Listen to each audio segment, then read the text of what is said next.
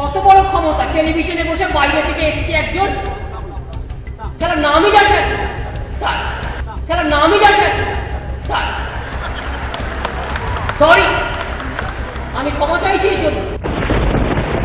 মুখ্যমন্ত্রী এই মন্তব্য রাজ্যের সংস্কৃতিতে আঘাত, অভিযোগ বিরোধীদের। রুচিবোধের প্রশ্নে মমতা বন্দ্যোপাধ্যায়ের সঙ্গে তার পূর্বসূরীদের তুলনাও টানছেন অনেকে। উঠেছে ক্ষমা চাওয়ার দাবি, কিন্তু নেতাজি ইন্ডোরের সভায় মুখ্যমন্ত্রীর ব্যবহৃত ভাষা নিয়ে কি মত তৃণমূলপন্থী বিদ্যুৎজনদের? শুক্রবারের মিছিলে যোগ দিয়েও অবস্থান স্পষ্ট করতে পারলেন না অনেকেই। কেউ সরাসরি প্রসঙ্গে এড়িয়ে গেলেন, কেউ বললেন ওয়াকিবহাল নন। শালা শব্দের ব্যবহার, এই নিয়ে আমি কোনো বক্তব্য রাখতে চাই না। সশব্দের ব্যবহার, এটা কি সংস্কৃতির উপর আঘাত নয়? আমি বিষয়টা সম্পর্কে ওয়াকিবহাল নই, জানি না। এক ধাপ এগিয়ে কেউ তো আবার বক্তব্যের দায় কার্যত মুখ্যমন্ত্রীর ওপরই চাপিয়ে দিলেন। আমরা এই যে মিছিলে যে হাঁটছি, এটা মমতা বন্দ্যোপাধ্যায়ের নির্দেশিত আমরা হাঁটছি না, এটা আমাদের নিজস্ব জায়গা থেকে মনে হচ্ছে হাঁটা উচিত, সেই জন্য আমরা হাঁটছি। সেখানে কে কি শব্দ ব্যবহার করছেন এটা সম্পূর্ণ তার ব্যক্তিগত ব্যাপার। কারো কারো গলায় এর ব্যতিক্রমী সুরও শোনা গিয়েছে। মুখ্যমন্ত্রী সশব্দের ব্যবহার, এটা সংস্কৃতির উপর আঘাত নয়? ডিপেন্ডস, এক একজনের কাছে এক এক রকম ভাবে পৌঁছয়। আপনার কাছে? আমার কাছে সব যে কাঙ্ক্ষিত তা নয়, কিছু শব্দ হয়তো ব্যবহার না হলেও ভালো হতে পারত। নেতাজি ইন্ডোরে বক্তৃতায় একবার নয়, বারবারই শালীনতা সীমা পেরিয়েছেন মুখ্যমন্ত্রী।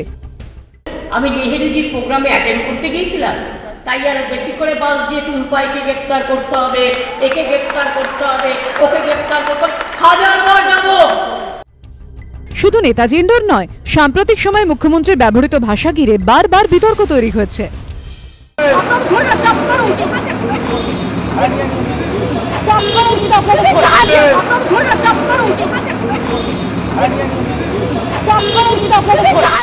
Just coordination committee meeting started. Then PM started saying we have the problem, this and this. We have to think over when we'll discuss. That meeting it was not discussed. He tried to raise it in the coordination committee? He never tried. He said we have, just quietly, goody.